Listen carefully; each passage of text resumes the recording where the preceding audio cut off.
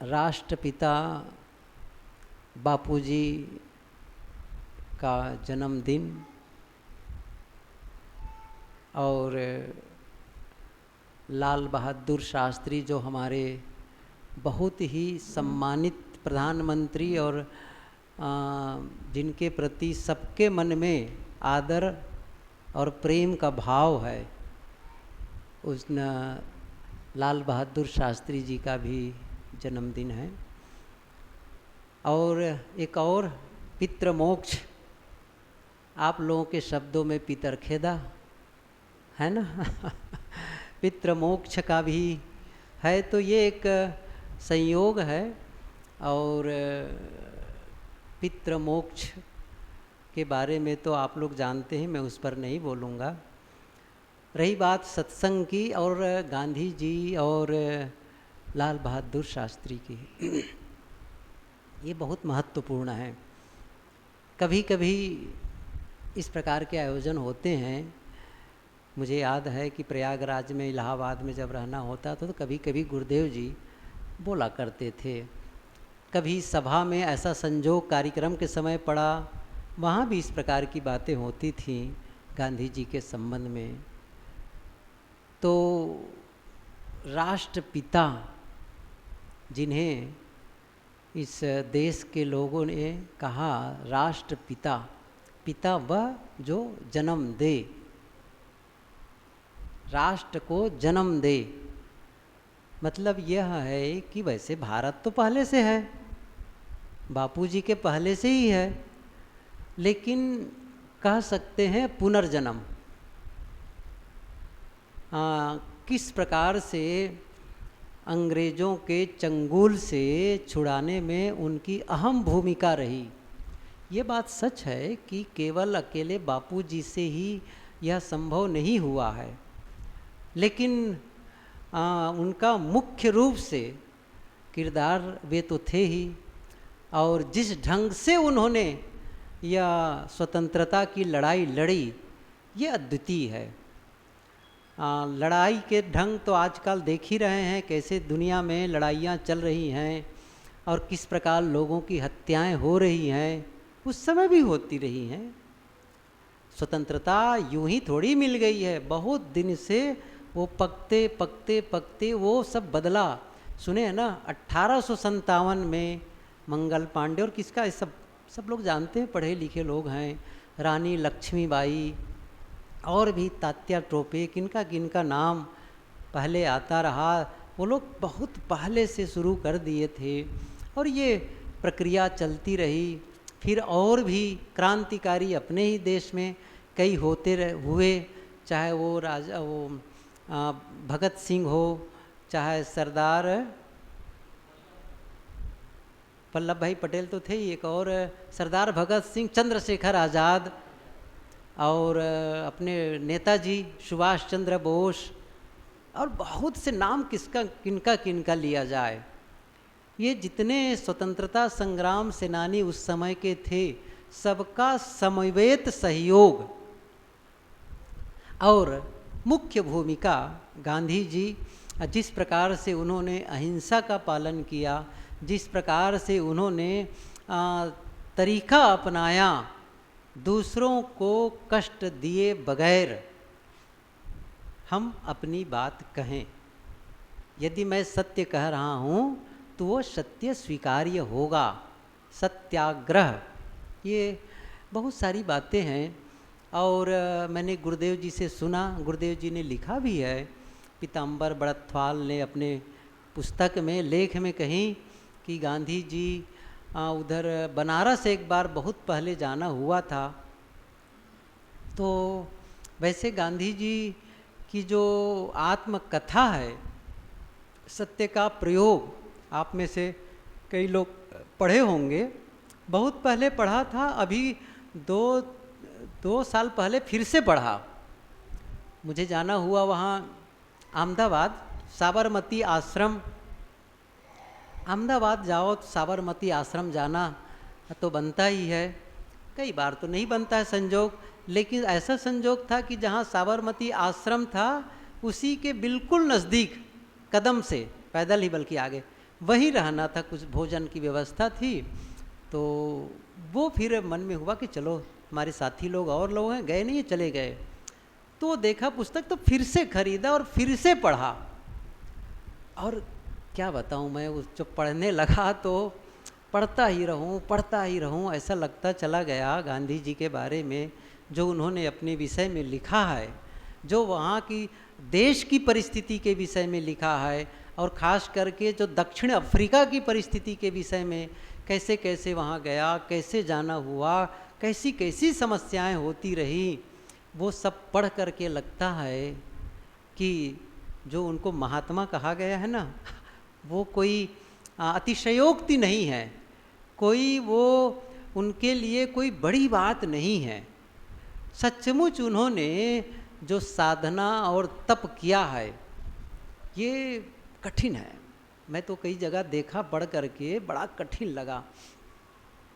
आज मैं कुछ समय पहले वहाँ एक पुस्तक पढ़ रहा था, APJ अब्दुल कलाम, अपने पूर्व राष्ट्रपति।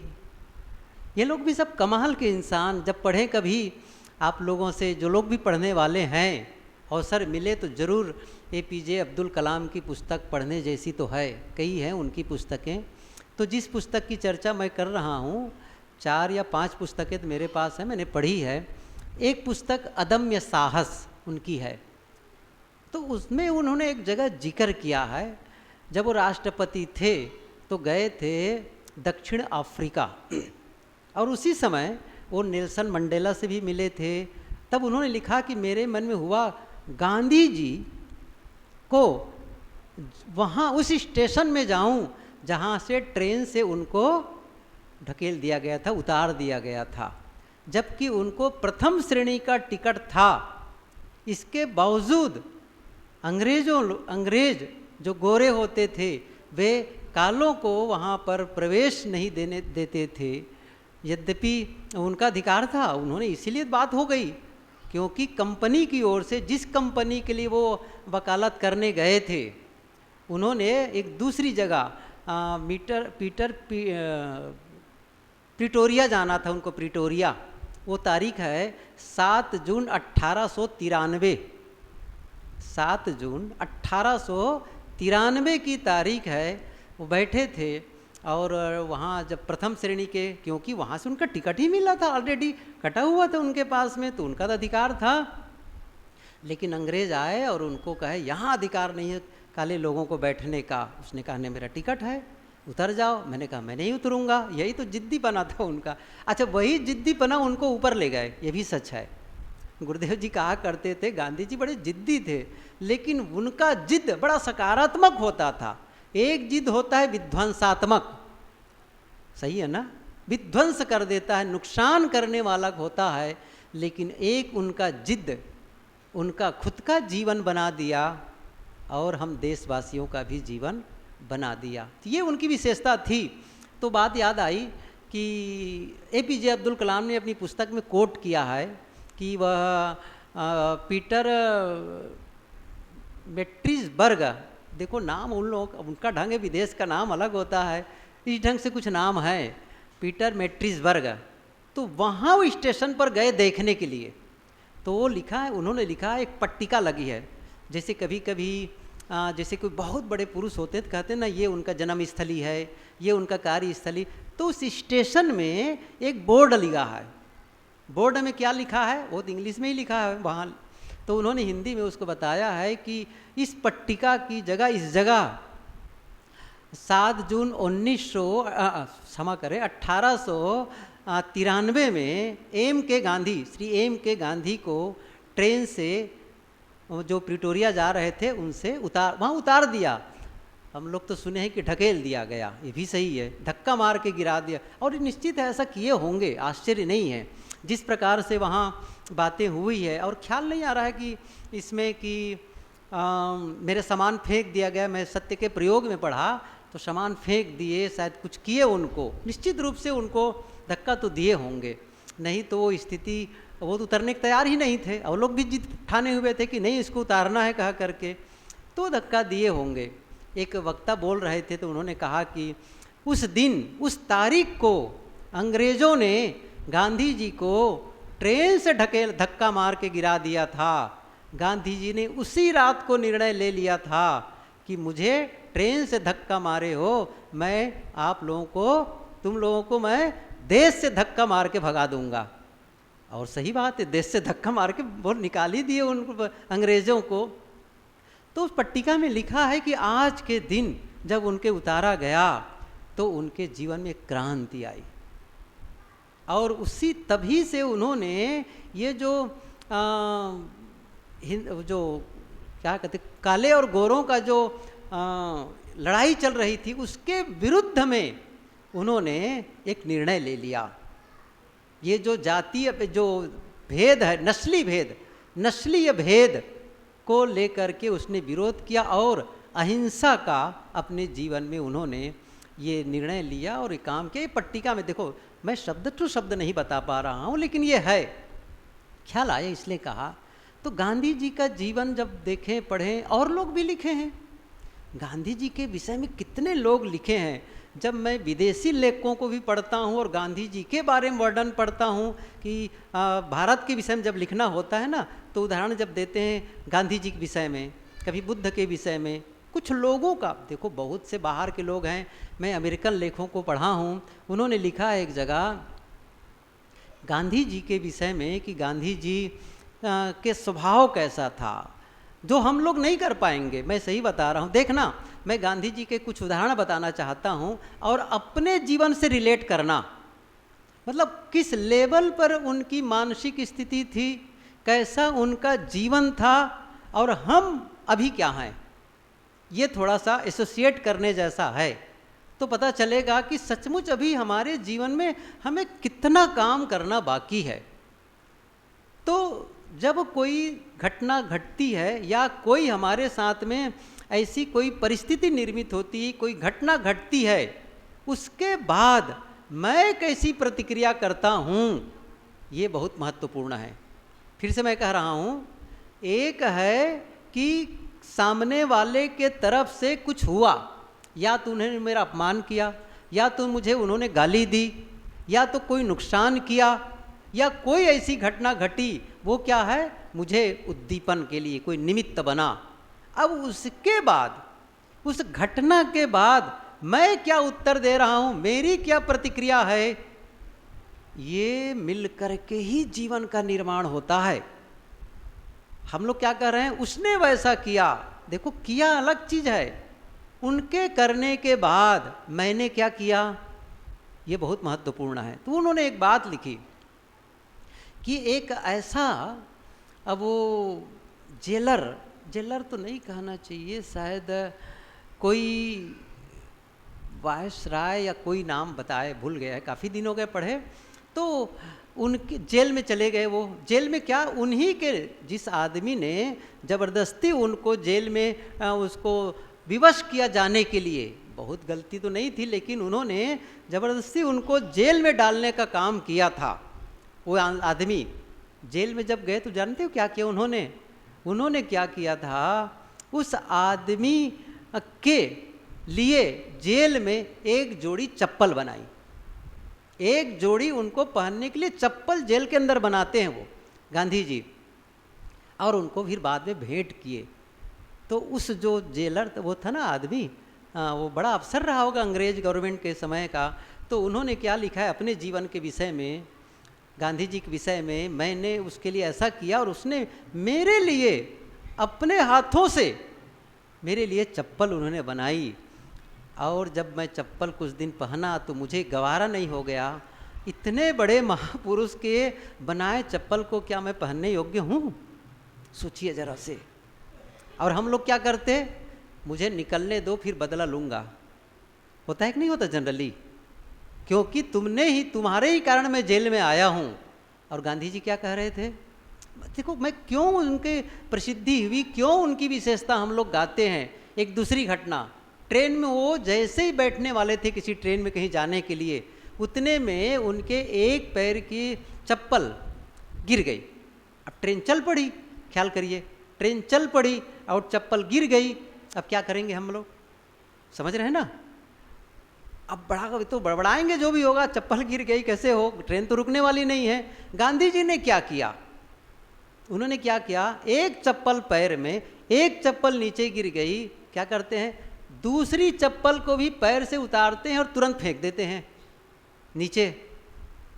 लोगों ने कहा ये आप क्या कर रहे हैं, एक तो गिरी गई, उन्होंने कहा एक चप्पल तो गिर गई, अब तो मैं उठा नहीं सकता, तो एक ही चप्पल यदि किसी को मिलेगी तो किसी काम नहीं आएगी, इसलिए मैंने दूसरी भी फेंक दी ताकि किसी काम आ जाए।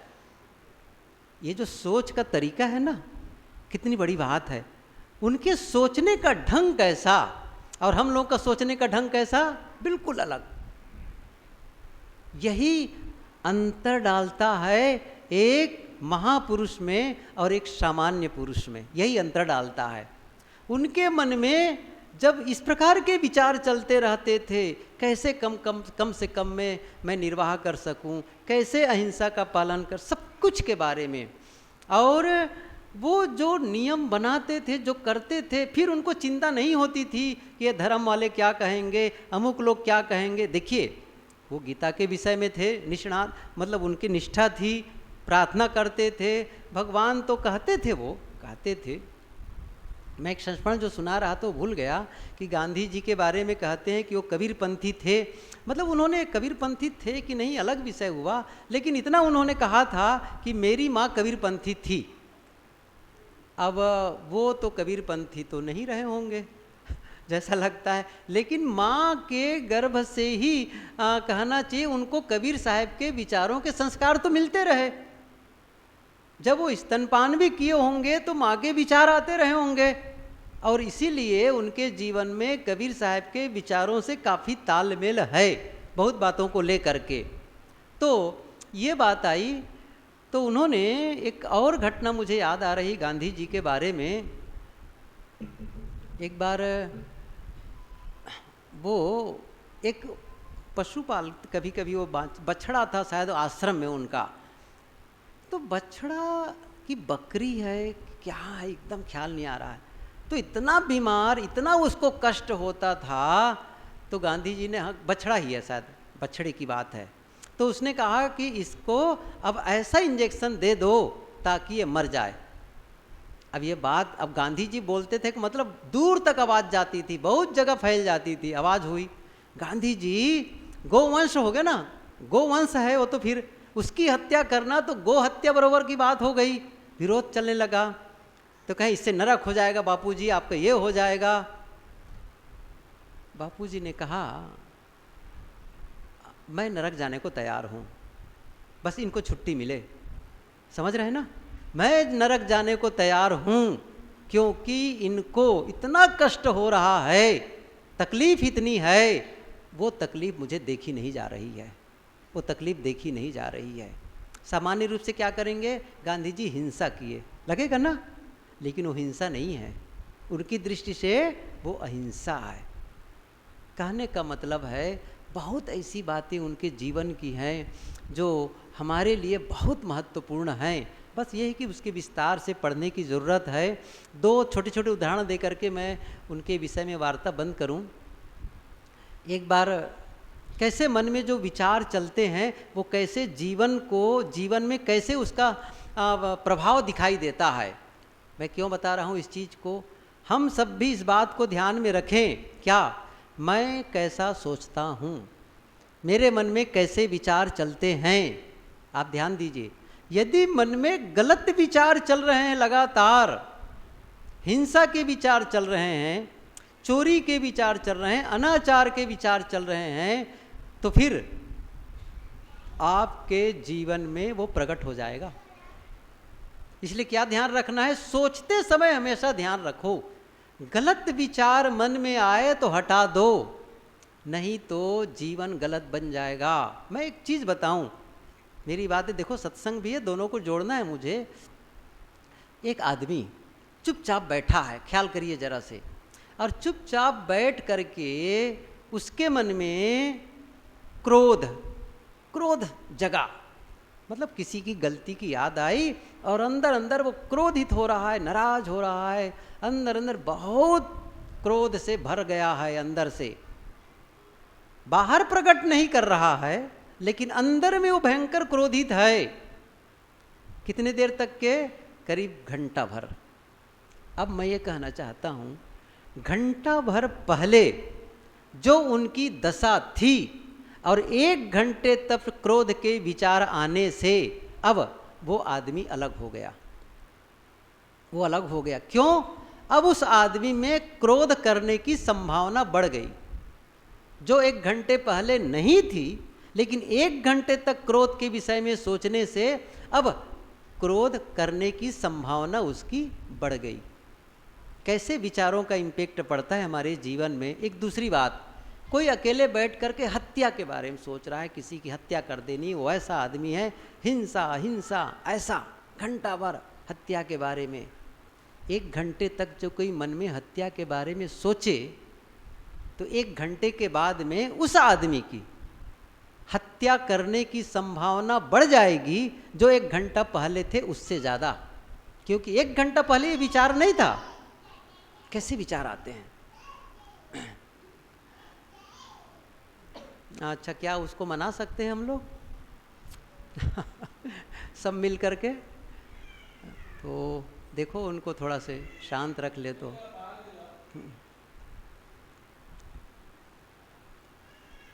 तो गांधी जी के संबंध में बात याद आई।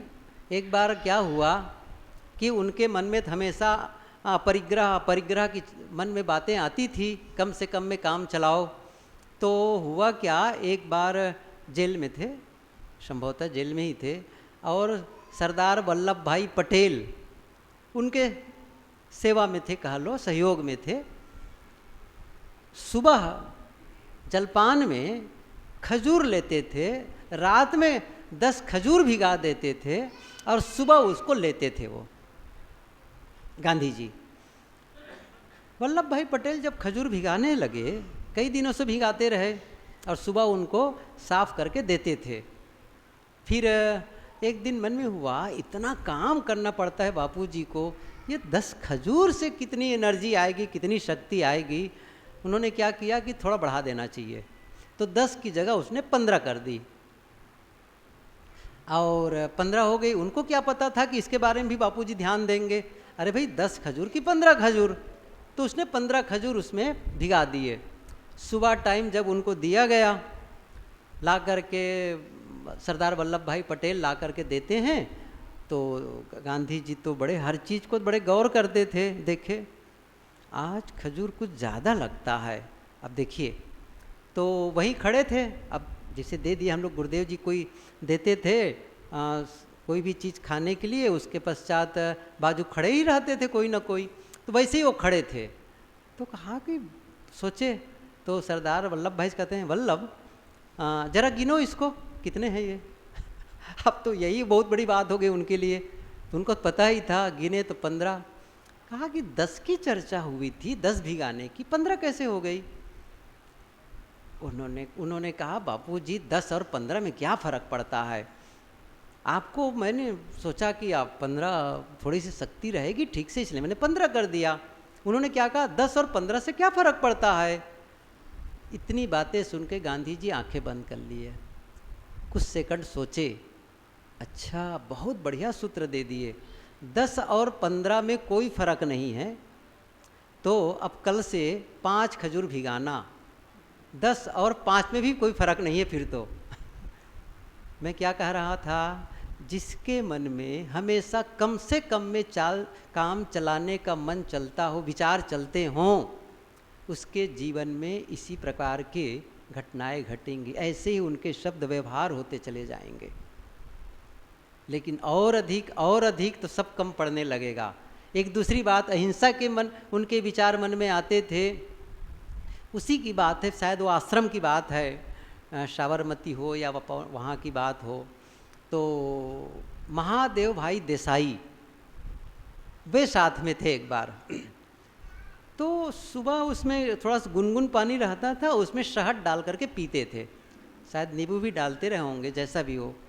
तो पानी वो ठीक से उबाल करके, मतलब बहुत गर्म पानी लाए और वहाँ रख दिए, खुला ही रहा। लाए तब भी खुला था, रखे तब भी खुला था, वैसे मतलब ढका नहीं था। जब उनको दिए तो बापूजी तो देख रहे तो उन्होंने कहा कि महादेव भाई से कि महादेव ये पानी ढककर रखना चाहिए, गर्म पानी। उन्होंने कहा कि पानी ढककर क्या, मैं तो देख ही रहा हूँ, वही खड़ा भी हूँ, कुछ थोड़ी गिर गया ऊपर से, कुछ गिरेगा भी नहीं। बापूजी क्या कहते हैं, देखो गिरने की बात अलग है, लेकिन वो जो गर्म पानी, उबल रहा पानी है, उससे जो भाप बन रहा है, उस भाप से जो गर्म है, उससे छोटे छोटे जो वातावरण में जीवाणु हैं उसको कष्ट हो सकता है। तुमने खुला उसको ढककर क्यों नहीं रखे? देखिए मतलब उनकी जो सूक्ष्म सोच है, क्योंकि अहिंसा के विषय में जो सोच रहे थे उनके, कैसे उनके जीवन में आता है। मैं तो इसलिए कह रहा था, हम जो सोचते हैं ना हमारे मन में, वो हमारे जीवन को प्रभावित करते हैं। इसलिए हमारी साधना क्या होनी चाहिए? विचार पर ध्यान दो, गलत विचारों को हटा करके अच्छे विचारों को स्थापित करो, ये बहुत जरूरी है। कल मैंने थोड़ी सी चर्चा भी की थी इस संबंध में कि अच्छे विचारों को सोचने की आदत डालो। सबसे हमारे यहाँ, हम सबके भी जीवन की यही बात है। एक छोटा बच्चा, सब कुछ सिखाया जाता है, खाना सिखाया जाता है, पीना सिखाया जाता है, चलना सिखाया जाता है, कपड़ा पहनना सिखाया जाता है, पढ़ना लिखना सिखाया जाता है, बोलना सिखाया जाता है, सब कुछ सिखाया जाता है। क्या नहीं सिखाया जाता? सोचना, कैसे सोचें, यह नहीं सिखाया जाता है। सबसे बड़ी बात है। और ये जीवन के लिए, हमारे जीवन को प्रभावित करने वाले ये विचार, जिसके बारे में कोई प्रशिक्षण नहीं, आपस में कोई चर्चा नहीं।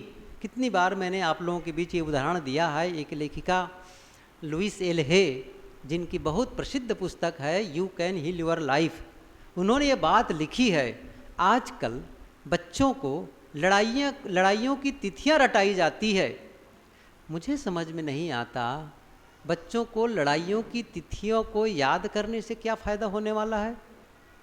उन्हें क्यों नहीं बताया जाता कि विचार जीवन को कैसे प्रभावित करते हैं और आप अपने विचारों को बदलकर जीवन को बदल सकते हैं? इस बारे में क्यों नहीं बताया जाता है? इसलिए हम सभी इस बातों को ध्यान में रखें। कबीर साहब जी ने यही बात कही है कि आप अपने मन को संयमित करो, संभालो, और वो फिर प्रभाव जीवन में आएगा। इतनी बार मैंने ये बातें कही, क्योंकि जो शब्द निकल रहे हैं, कहाँ से निकल रहे हैं? भीतर से ही निकल रहे हैं। हमारे एक्शन होते, कोई भी क्रियाकलाप हम जीवन में करते हैं, वो कहाँ से होते हैं? भीतर से होते हैं, बाहर से थोड़ी आ रहे हैं। यदि कोई आदमी चोरी करता है, हिंसा करता है, चाहे वो नशा पान करता है, चाहे वो प्रेम करता है, करुणा करता है, किसी का सहयोग करता है, सब कहाँ से आ रहे हैं? क्षमा कहाँ से आती है? घृणा कहाँ से आती है? सही है ना? सब भीतर से, सब भीतर से। और वहीं कहीं गड़बड़ है, हमारे मन में ही कड़वाहट है, हमारे मन में ही कड़वाहट है, तो शब्दों में कड़वाहट आने वाली है। क्योंकि कहाँ से आना है? शब्द कहाँ से निकल रहे हैं? वहीं से निकल रहे हैं। सच कहा जाए ना तो मन ही तो शब्द के रूप में बाहर आ रहा है। वहाँ अव्यक्त है, यहाँ पर व्यक्त है। बस थोड़ा सा लाउड कर दिया, उसको आवाज़ बढ़ा दिए, नहीं तो अंदर अंदर तो बोल रहे हैं हम लोग, हर समय बोलते रहते हैं। वो जो शब्द है, क्योंकि बिना शब्द के कोई सोच ही नहीं सकता है। भाषा के बिना कोई विचार थोड़ी होता है। बाहर बोल रहा हूँ वो भी भाषा है, अंदर सोच रहा हूँ वो भी भाषा है, बस। लेकिन अंदर है वो बाहर आया। साहब की पंक्ति सबको याद है, जो रहे करवा सो निकरे टोटी। याद है कि नहीं है? याद कर लो बीजक। जो रहे करवा सो निकरे टोटी, जो अंदर है वो बाहर।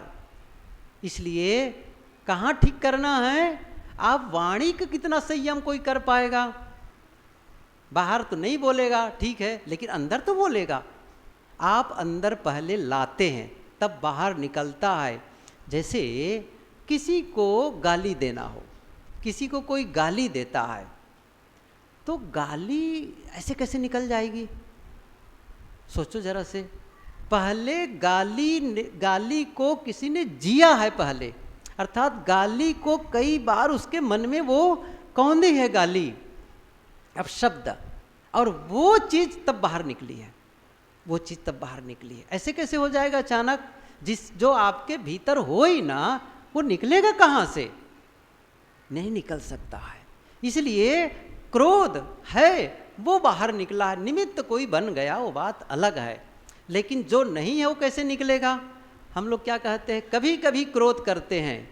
थोड़ी सी बात कहूँ मैं, कभी कभी क्रोध करते हैं, कभी कभी काम का चिंतन आता है। बात सही है, लेकिन सच क्या है? सही, हर समय हमारे अंदर क्रोध है, हर समय काम का चिंतन है। विकार तो बना ही है, वो निमित्त मिला बस, और वो उसको एक्टिव कर दिया। अभी क्या है, वो पैसिव मोड में है। अब कोई कारण बना, उसको एक्टिव कर दिया, वो बाहर निकल गया। होगा नहीं तो कहाँ से निकलेगा? गाली नहीं रहेगी तो निकलेगी कहाँ से? जरा कल्पना करिए, बुद्ध के सामने चले जाएं और गाली दें, क्या भरोसा करते वहाँ से गाली लौट के आएगी? कबीर के सामने चले गए, गाली दिए कोई, क्या वहाँ से गाली लौट के आएगी? अच्छा, क्यों नहीं आएगी? गाली नहीं दे सकते वो, समझ रहे हैं ना? नहीं दे सकते हैं। मैं क्या कहना चाहता हूँ कि हम जो भीतर है ना, इसको ध्यान दो, इस चीज को, इनर कन्वर्शन, आंतरिक परिवर्तन। और ये जब हो जाएगा तो शब्दों को बदलना नहीं, वो बदल ही जाएंगे।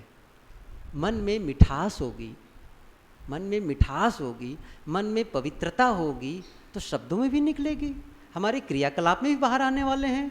क्रोध है तो क्रोध शब्दों के माध्यम से भी निकलेगा, और शब्द में नहीं निकालेंगे तो हमारे हर क्रियाकलाप में निकलने वाले हैं। मैं कई बार ये कहा कि जब कभी ये माताएं जो बैठी ना, जगदम्बा, अच्छा कल से ही शुरू होने वाला है, कल से तो इन्हीं लोगों की भजन पूजन होना है, इन्हीं लोगों की आरती बंदन होना है, जगदम्बा हैं, वो ख्याल आ गया। तो जब जिस दिन ये लोग घर में मौन हो जाती हैं, जिस दिन नहीं बोलती है, मैंने पढ़ा है कि जिस दिन ये घर की महिलाएं नहीं बोलती हैं, घर में आवाज़ 6 गुना ज़्यादा हो जाती है। फाटक की आवाज़ बढ़ जाएगी, बर्तन की आवाज़ बढ़ जाएगी, बच्चों को तमाचा ज़्यादा लगेगा। समझ रहे हैं ना? बाहर नहीं बोल रहे हैं, लेकिन भीतर कितना बोल रही हैं? बहुत घमासान युद्ध चल रहा है। वो जो बोल रहे हैं ना, बहुत कहाँ से निकला वो जो चाटा मारना है बच्चों को, वो बर्तन का आवाज़ जा रही है, कहाँ से आ रही है? भीतर की आवाज़, भीतर की आवाज़ अब बाहर निकल रही है। तो हमारे एक्शन में दिखाई देंगे, हम चलेंगे तो पता चलेगा। मैं सही बताऊं, जो क्रोध बहुत जिसके अंदर उद्वेग होता है ना, सीढ़ी से चढ़े और उतरे ना तो पता चल जाएगा, हाँ मुँह उतर रहा है उनके अंदर से। गजब है ये पूरा आपके पूरे शरीर से निकलेगा। इतना ही नहीं कि केवल शब्दों से निकलेगा, पूरे शरीर से विकीर्ण होता है ये। इस चीज़ को हमें समझना बहुत जरूरी है। हर आदमी एक रेडिएटर की तरह तो है, हर समय रेडिएशन क्रिएट, मोबाइल से हर समय निकलता है ना, सेम सिस्टम है ये। हमारी भावनाएं, हमारे विचार, हम जो सोच रहे हैं, हमारी जो क्या है भावना, वो सब बाहर विकीर्ण हो रही हैं और प्रभावित करती हैं। आप ध्यान दीजिए, पति पत्नी साथ हैं, जिस दिन पति किसी बात को लेकर के नाखुश हैं, क्या वो पत्नी को पता नहीं चलेगा? चेहरे से पता नहीं चलेगा, आंखों से पता नहीं चलेगा, आंख देख के ही जान जाएंगी देवियाँ। समझ लीजिए। आपको मैंने कितनी बार ये कहा कि जैसे बच्चे गए हैं स्कूल और पति और पत्नी आपस में लड़ाई हो गई, ठीक है, लड़ाई हो गई, बच्चे आए 2-3 घंटे के बाद, मैं पूछूं बच्चों को पता चलेगा कि नहीं आज लड़ाई हो गई है कह के? समझ रहे हैं ना? बच्चे जान जाएंगे आज तो कुछ तो गड़बड़ है कुछ अलग है रिएक्शन। कितना है समझ? और हम क्या समझ रहे हैं, मैं तो पूजा पाठ करता हूँ मैं तो दीक्षा लिया हूँ, मैं तो वहाँ मंदिर गया था या मंदिर गई थी। ये ऊपर के कर्म कांड करके हम अपने आप को धार्मिक मान लेंगे। धर्म बाहर है ही नहीं है, धर्म भीतर की चीज़ है। साहब ने कहा क्या हृदय बसी सदा धर्म जाके हृदय बसी, राम कसौटी कस्त ही रही। थोड़ी सी चर्चा थी, रहु सम्हारे राम विचार। राम कसौटी, जिसके हृदय में ही धर्म बसता है, और धर्म हृदय का ही विषय है ना, मंदिर का विषय नहीं है, पोथी का विषय नहीं है, पूजा पाठ का विषय नहीं है। धर्म धर्म हृदय का विषय है, धर्म वही है। तो हम अपने अंतस को पवित्र करें, और अंतस को पवित्र कर लेते हैं, उसको काम कर लेते हैं, भीतर का काम। फिर शब्दों को अलग से बदलना नहीं, फिर नहीं कहना पड़ेगा झूठ मत बोलो, गाली मत दो, कटु मत बोलो। अरे कटुता तो पहले ही निकल गई भीतर से, कहाँ से कटुता आएगी? क्रोध पहले ही खत्म हो गया है, कहाँ से क्रोध आएगा? कहाँ से कड़वाहट आएगी? छल कपट है ही नहीं भीतर, कहाँ से छल कपट करेंगे? धोखा वाली बात ही नहीं है। हम कैसे धोखा दे सकते हैं जब भीतर में धोखा देने का भाव ही नहीं है, विचार ही नहीं है? नहीं है। धोखा हम दूसरों को नहीं देते हैं। सच बताऊं ना, दूसरों को धोखा देने के पहले हम खुद को धोखा देते हैं। दूसरों को कटु कहने के पहले हम कड़वाहट को जीते हैं। दूसरों का नुकसान करने के पहले हम अपना नुकसान कर लेते हैं। जो अपना नुकसान नहीं करता वो दूसरों का नुकसान कर ही नहीं सकता है। दूसरों का नुकसान आप तब तक नहीं कर सकते जब तक आप अपना नुकसान न कर लें। ये महत्वपूर्ण है, इसको ध्यान दें। हम क्या मान रहे हैं? मैं दूसरों को धोखा दे रहा हूँ। मैं दे नहीं रहा हूँ, मैं खुद को दे रहा हूँ। साहब इसी आशा से कहते हैं कबीर, आप ठगाइए और न ठगिए कोई, आप ठगा सुख उपजे और ठगे दुख होए। उसने ठग लिया, रुपये पैसे ठग लिए, जमीन कुछ भी ठगा, ठग लिया ना। आपकी आत्मा बची है, आपका जमीर बचा है, लेकिन आप जान रहे हैं कि ये मैं गलत कर रहा हूँ। और यह जानना क्या है? अपनी आत्मा को बेच करके आप संपत्ति बचा रहे हैं, अपनी आत्मा को बेच करके कुछ धन बचा रहे हैं। तो फिर बचा ही क्या? साहब ने क्या कहा? और न ठगिए कोई। एक चुटकुला कहूँ आप लोगों के लिए। एक छोटा एक घर था, तो माँ ने कहा अपने बेटे से, छोटा रहा, इतना ही बड़ा रहा होगा वो बेटा, रख रख तुम रखो इतना ही बड़ा रहा होगा। तो कहा पप्पू एक काम करो, ये बहुत सारा सामान रखा है डिब्बे में, और एक सामान खोजना होता है मुझे, तो फिर मुझे कई डिब्बे खोलने पड़ते हैं। तो एक काम करो, डब्बा में क्या क्या सामान रखा है ज़रा देख लो, और डब्बे के बाहर नाम लिख दो। और ठीक है। और कई बार होता है कि एक ही सामान कई डिब्बे में रखे हैं। तो उसने क्या किया, बच्चा तो बड़ा ही हो गया था, डब्बा खोला, पता है ना चावल है तो चावल, अच्छा दाल है तो दाल, जीरा है तो जीरा, मिर्चा है तो मिर्चा, धनिया है, सब लिखता चला गया, नमक है तो नमक, ऐसा सब लिखता चला गया। कहा कि काम हो गया। कहा मम्मी सब काम कर दिया, पूरा लिख दिया, लिस्ट पूरा वो डब्बा में सब लिख दिया। मम्मी ने क्या सोचा कि ज़रा देख लूँ कहीं ऐसा तो ना हो कि सामान अलग हो, नाम अलग हो, फिर झंझट पड़ेगा, हो भी सकता है धोखे से। तो चेक करने लगी, तो चेक करते समय क्या पाती है, नमक के चीनी के कई डिब्बे थे, 2-3 डिब्बे में चीनी रखे थे।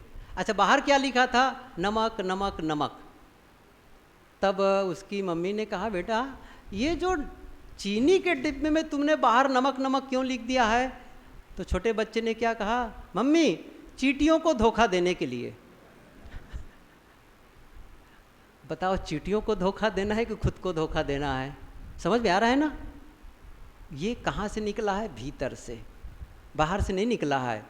ये जो छल कपट है, ये जो द्वेष का भाव है, ये जो नफरत का भाव है, ये जो घृणा का भाव है, पहले हम जलते, इसको कहते हैं मानसिक जहर। हम जहर पीते हैं रोज। नहीं, अब बदलना है, अब जीवन को बदलना है, ऐसा नहीं करना है। अब पवित्रता लानी है, उसको ठीक करना है। आप पूजा करते हैं, पाठ करते हैं, सत्संग करते हैं, ध्यान करते हैं, इसका अर्थ ही क्या है? बस 2 मिनट में और कहूँ, 2-3 मिनट, कि इसका अर्थ ही क्या है? मैं ध्यान में बैठूं घंटा भर, मैं प्रार्थना करूं, मैं माला जपूं, कोई भी करे, कोई मंदिर में जाके पूजा करे, इसका क्या अर्थ है? मैं पूछूं जरा से। इसका अर्थ यह है कि मैं अपने भीतर पवित्रता को अर्जित कर रहा हूँ, उसकी कमाई कर रहा हूँ। सही है ना, शांति को अर्जित कर रहा हूँ। अब क्या करना है इसको, जब मैंने कमाया उसको मुझे क्या करना है। आप लोग क्या करते हैं, जैसे आपको महीना भर काम करते हैं और महीने के बाद में तनख्वाह मिलती है, क्या करते हैं, तनख्वाह ला करके क्या करते हैं, पत्नी को देते हैं, लो जी तुम अपना राशन पानी की व्यवस्था करना, बांट रहे हैं। बच्चों को देते हो, जाओ तुम फीस अपना स्कूल को जमा करना, कापी पुस्तक लेना और तुम्हारे जेब खर्चा के लिए। अच्छा, कोई भिखारी दरवाजे में दिखा, उनको भी लो, तू भी 10 रुपया ले। पैसा कमा के लाया है तो पैसा वो बांट रहा है, सही है ना, पैसा कमा के लाया तो पैसा बांट रहा है। ऐसे ही हमने साधना करके, पूजा पाठ करके, सत्संग करके जो पवित्रता हमने अर्जित की है, जो हमने अंदर आनंद का अनुभव किया है, उसे बांटे। बांटे कहाँ बांटे, अपनों में बांटे। यदि मैं साधना किया और आनंद नहीं बांट पा रहा हूँ, पवित्रता नहीं विसर्जित कर पा रहा हूँ, दे पा रहा हूँ, कड़वाहट दे रहा हूँ, इसका मतलब मैंने साधना के नाम पर केवल कड़वाहट इकट्ठी की है और कुछ नहीं है। उस पूजा और पाठ के नाम से मैंने गंदे